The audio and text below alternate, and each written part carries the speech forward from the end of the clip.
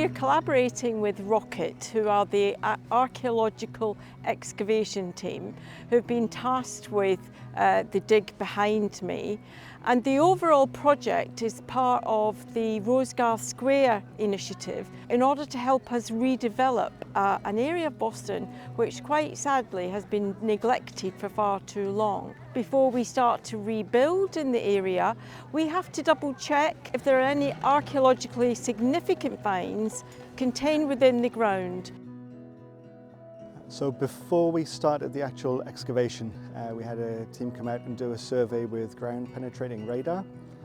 So they covered the whole of the square, and that gave us an idea where we'd find walls and floors underneath the ground, which is good for targeting where we're going to dig.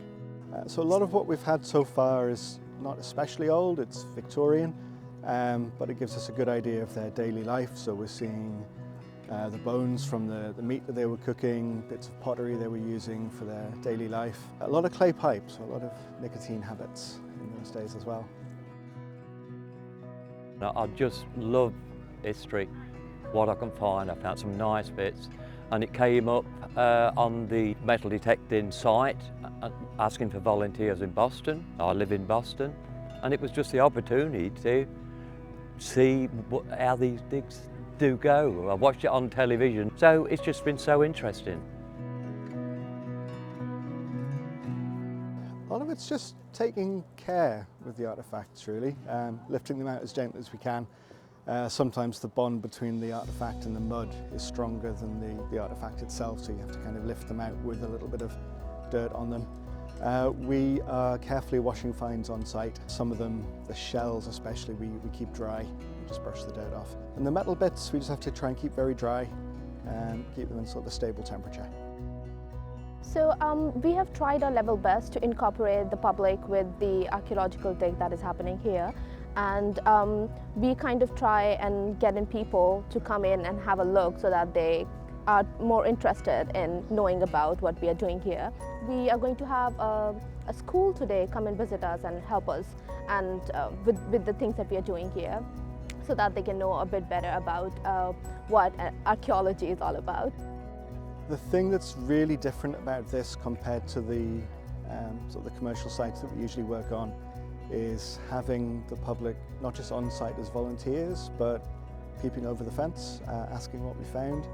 And it's been really interesting seeing who's interested in what we're doing. It's not always the people that you expect. Not a lot of people pass through here looking for stuff. By doing this, it gets people involved with it, such as myself. It sort of shows a bit of the history of the place, because there's, I think, one museum somewhere in Boston, and that's around it. We've just been overwhelmed by the support we've had, obviously, from the residents who's took such an interest in this project, obviously the school children, and it's really a good thing for the town going forward. Well, mostly I am behind a computer writing reports as a heritage consultant. For me personally, it has been about learning the process of excavation, how to conserve a site, how to sort the finds, to do bits and pieces related to archaeology. And with a city like Boston, it has been really nice. People of all types and cultures, they come in and they are so interested in looking what we have found. It is really nice to interact with people. So for me, it has been a really nice experience just to get to know how to deal with the on-site kind of things.